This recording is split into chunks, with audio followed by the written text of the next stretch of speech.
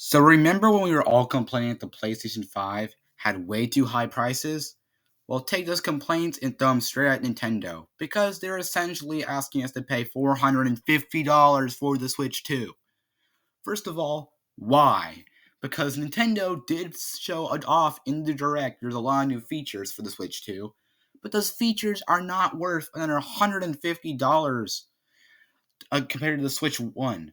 So it's like, once again, why are we being expected to pay this much?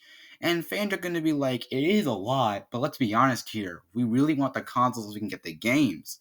And I think, yeah, we want the console for the games, but it's still $450 in our bank accounts. Gone. And then we look at the games and see that Mario Kart World is another $80. And you know what? I am complaining about that price as much as I can because I hate that it's $80. And I want that game so much, but being expected to pay $530 is just a lot of money. But once again, we were all expecting Nintendo to show off something really good because Nintendo said in the Mario Kart World Direct, it'll be proven that that game is $80 worth. We checked that video out and we saw that the Direct had nothing to show for that game. Let's be honest here. It showed almost pointless information we already knew about, and what it did show that was new did not prove that it was an $80 video game.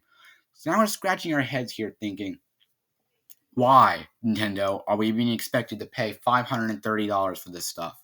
And yes, you can get a bundle deal for the Switch 2 and Mario Kart World, but Mario Kart World will be a downloadable version. So yes, it's cheaper at $500 compared to the $530, but you won't have the hard copy, which makes you want to spend the extra $30.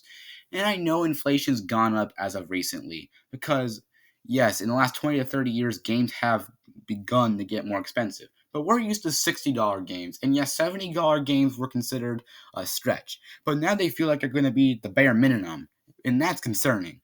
And, excusing inflation, we got to remember Nintendo knows they're going to be able to profit off of us. Because, again, being honest here, Nintendo knows that people are going to buy what they put out. I mean, a lot of Nintendo's games sell really well because Nintendo made them. I mean, I honestly have bought some games I know are just kind of stupid, but I bought them because I know Nintendo can make games fun. And I'm not saying Mario Kart World will not be fun, because it's going to be a really fun game. And the Switch 2 probably has even more features we don't even know about yet. But if we're being honest here, the Switch 2 is not worth an extra $150. And Mario Kart World is not worth an extra $20 compared to the $60 game of Mario Kart 8 Deluxe.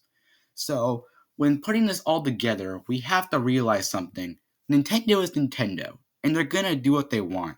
But I do feel like the way they're trying to profit off of us kind of feels like they're scamming us. And no, I am not claiming Nintendo is scamming us, because of course they're not. They're just trying to profit, like I said. But it does kind of feel like we're just getting the cheap shot here. Anyways, hopefully you guys enjoyed this video. Make sure to hit those like and subscribe buttons and the notification